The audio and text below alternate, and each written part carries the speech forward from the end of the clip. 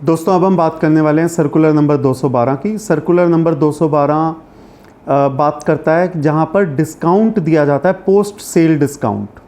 जहां पर सपोज कीजिए किसी सप्लायर ने किसी रेसिपिएंट को कुछ सामान बेचा और बाद में डिस्काउंट दिया, जबकि डिस्काउंट पहले से ही तय था कि बाद में डिस्काउंट दिया जाएगा। तो उस केस में क्या होता है कि सप्लायर बाद में अपने आउटपुट टैक्स की लायबिलिटी को कम कर लेता है।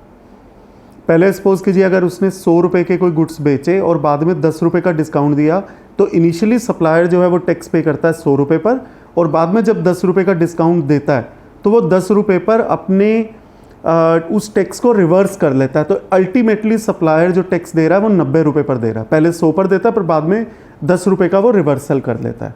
तो सप्लायर तो टैक्स दे रहा है 90 रुपये पर। इनिशियली रेसिपिएंट ने जो अपना आईटीसी क्लेम किया होगा वो 100 रुपये पर किया होगा, क्योंकि इनवॉइस 100 पर गया था। पर जब बाद में 10 रुपये का क्रेडिट नोट जारी हुआ होगा तो ये रेसिपिएंट की जिम्मेवारी है, अगर उस क्रेडिट नोट में टैक्स कंपोनेंट इन्वॉल्व है वो भी अपने आईटीसी को रिवर्स करे। अगर वो आईटीसी रिवर्स नहीं करता तो एक तरफ सप्लायर ने तो टैक्स दिया अल्टीमेटली 90 रुपये पर आईटीसी क्लेम हो गया 100 रुपये पर। तो ये इंश्योर करने के लिए कि उसने भी आईटीसी 90 रुपये पर ही क्लेम किया है जितना सप्लायर ने टैक्स दिया है, इसके लिए अभी तक पोर्टल पर कोई मैकेनिज्म एग्जिस्ट नहीं करता।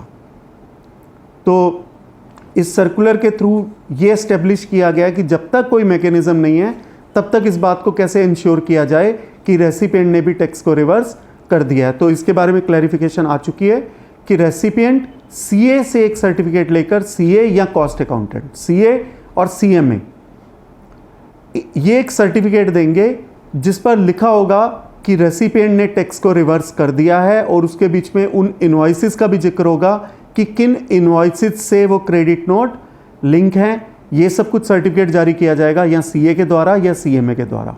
ये सर्टिफिकेट प्रोवाइड करवा दिया जाएगा सप्लायर को, और सप्लायर सुटेबल टाइम पर इस सर्टिफिकेट को प्रोड्यूस कर सकता है बिफोर जुरिस्डिक्शनल ऑफिसर।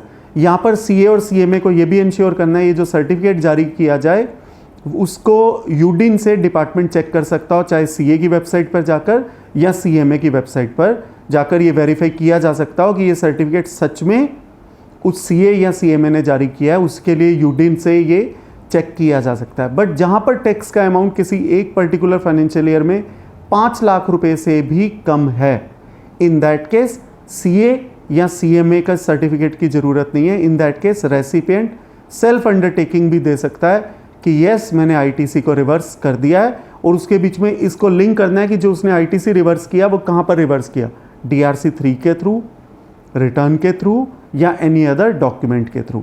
यही काम सीए या सीएमए को करना भी जरूरी है। सिर्फ डिफरेंस ये है कि अगर amount of tax involve in a financial year is 5 lakhs और मोर, देन सर्टिफिकेट फ्रॉम सीए और सीएमए विल वर्क।